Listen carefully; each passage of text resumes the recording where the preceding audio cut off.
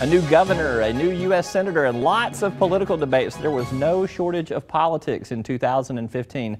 Let's look at a few of the biggest stories on the stage. Some of our top political stories of 2015 include Governor Asa Hutchinson taking office, shaping state agencies and some key policies. Senator Tom Cotton and his emergence on the national scene and even international scene.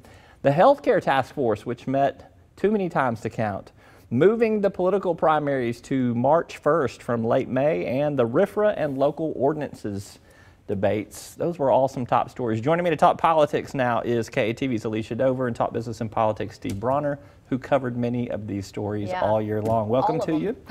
Happy New Year. All that good Happy stuff. birthday too, by the way. Thank you. I appreciate that. It's a big one. It's a milestone, and I appreciate you reminding me of that. I'm going to let Elicia, from our top 5 list that we just pointed out right there, what is your top story of the top stories of 2015? It was a big year, but I think my favorite was Senator Tom Cotton making a huge splash on the political scene.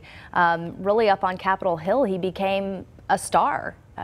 Really, you know, how many times have you seen someone go right away to Capitol Hill and all of a sudden their name's on everyone's minds, getting national interviews, appearing on World News Tonight, you know, big deal. Getting in Twitter debates with the Prime Minister of Iran on occasion. So. Yeah, and you know, he did a couple things that really made some headlines. The first of which, you know, when he was addressing a House committee at a Senate committee at one point, he was saying, you know, the prisoners in Guantanamo Bay, they can rot there or they can rot in hell for all I care. And just that little snippet video went viral, shared all over the place. I know ABC News shared it like crazy. And I even saw Democrats kind of applauding his stance on taking such a hard stance on that. Not too many of them, though, but maybe a couple. I saw some. I think the other thing, too, about Senator Cotton that kind of impresses me, I am hard-pressed to name a time in recent political Arkansas history where an Arkansas elected official had that kind of national, international stage. If something happens in the Middle East, he is kind of a go-to guy for the national news outlets to do that. Steve, what's your take on the Cotton emergence in 2015 after that heated Senate battle in 2014? Well, you're right. We tend to kind of send people to Washington who don't necessarily try to make the biggest splash. You know, the Senator Pryor was more of a centrist who tried to get along with both sides. It really has been a big year for Senator Cotton. He, not only that, but he became an outspoken person, an opponent of opening up trade with Cuba against the wishes of part of his own state, his own constituents. It was a very big year for Senator Cotton. And you know, what freshman senator can get President Obama's attention, you know, just by having that letter to the Iranian leaders? You know, and also one thing that's interesting, he got 43 Republicans to sign it, got all the freshmen to sign it. You know, that's not leading alone, really. That's getting a lot of people behind you. Yeah, and he's been in the conversation for a potential VP candidate in 2016, and there's even been some talk of, you know, down the road, he's a potential presidential material. All right, let's talk about another one of the top stories. I named 5. Tom Cotton's off the list now, Steve. I'm going to let you pick from the remaining top political stories. Which one is one of your favorites? Well, it's not one of my favorites. It's something I have to do, but the Healthcare Reform Task Force, you know, healthcare has been the most difficult, intractable issue in American politics for a long time. So much depends on it. Not only is it 17–18% of our economy, but just it's such a difficult issue to try to solve, and right now legislators are trying to solve it, along with Governor Hutchinson. Very difficult. Will the private option survive? What form will it be? What will it be called? Arkansas Works is what Governor Hutchinson wants to call it. By this time next year, we will have a different kind of healthcare system in Arkansas. How much different is yet to be seen. But there will be changes this year, and there will be a lot of arguments.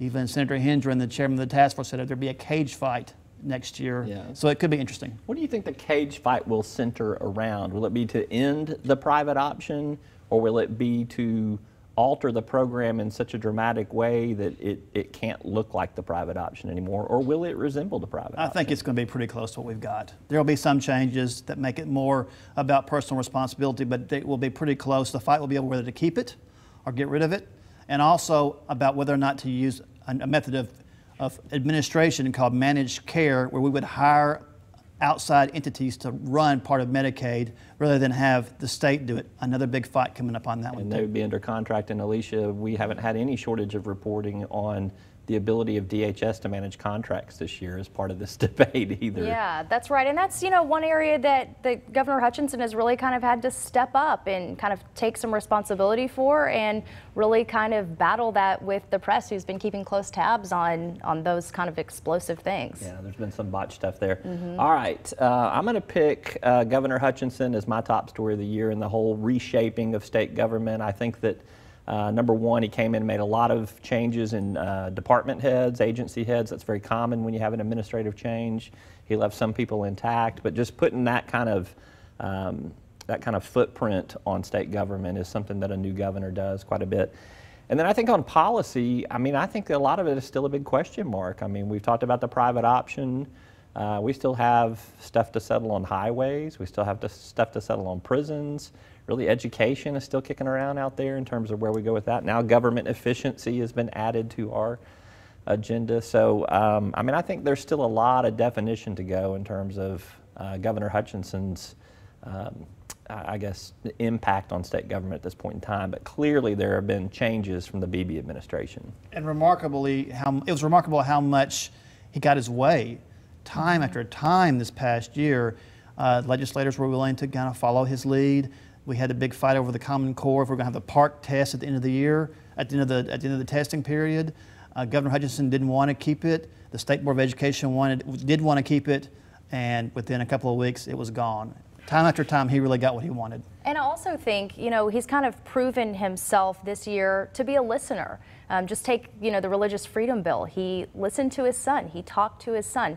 Take the private option, where he could have really taken a different stance. He looked at the numbers, he talked to people, and I think that's something even his critics would say he's at least listening to people. Yeah, his popularity reflects that he did a pretty good job of listening there. We'll see when he starts making some of these hard decisions in the next year if that popularity still stands. All right, we've got some time for some political predictions for 2016. I'll let anyone that wants to go first go first. We're all looking at you, Elicia. I'll probably, you can add to this, but you know, the healthcare task force, they've kind of kicked the can down the road a little bit on some of the savings they're going to have to find in Medicaid to keep all of this going, but where those will come from is going to be the battle for sure.